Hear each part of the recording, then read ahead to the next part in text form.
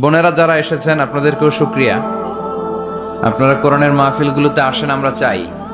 কারণ নারীদের পেট হচ্ছে খনি, গ্যাসের খনি, তেলের খনি, কয়লার খনি, হীরার খনির চেয়েও দামি খনি, ঠিক কিনা?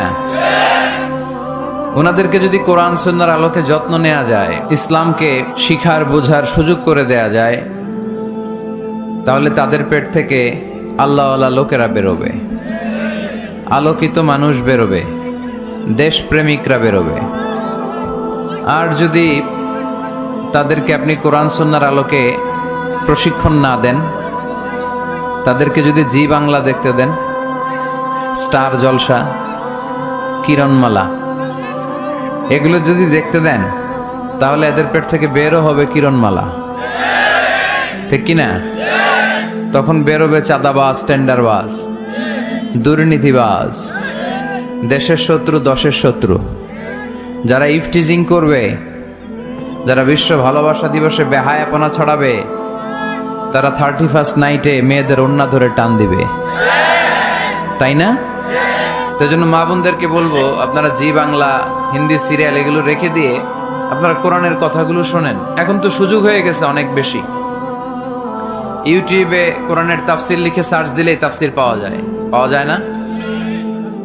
আবার নাচানাচি লিখে সার্চ দিলেও নাচানাচি পাওয়া যায়। So now the decision is yours. সিদ্ধান্ত আপনাদের, কি লিখবেন, কি সার্চ দিবেন।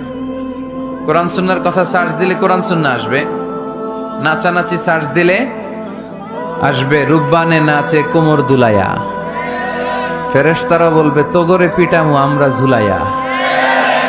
নাচানাচি দেখছো দুনিয়ায় না?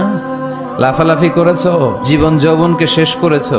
এই জীবনের সবচেয়ে দামি সময় হচ্ছে যৌবন। এটাকে কোন কাজে লাগিয়েছো? কিয়ামতের দিন জিজ্ঞেস করবে কে? আপনাকে বলতে হবে যে আপনার এই যৌবনের সময়টা আপনি কি করেছেন।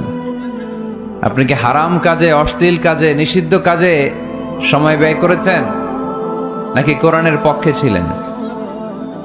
এই প্রশ্নের উত্তরগুলো কিন্তু আল্লাহর সুপ্রিম কোর্টের কাঠ গড়ায় আমাদেরকে দিতে হবে।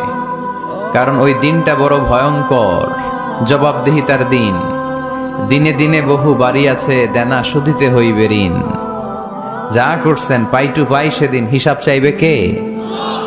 এজন্য ওই দিনটাকে বলে the day of accountability, the day of judgment. বিচার হবে সেদিন, একটা বিশাল বিচার। ওই বিচারের দিনে আমরা আল্লাহর কাছে পানাহ চাই, ক্ষমা চাই, ঠিক কিনা? আল্লাহ বিচারের দিনে তুমি আমাদেরকে মাফ করে দিয়ে জান্নাত দিয়ে দিও। সবাই পড়ি আমিন।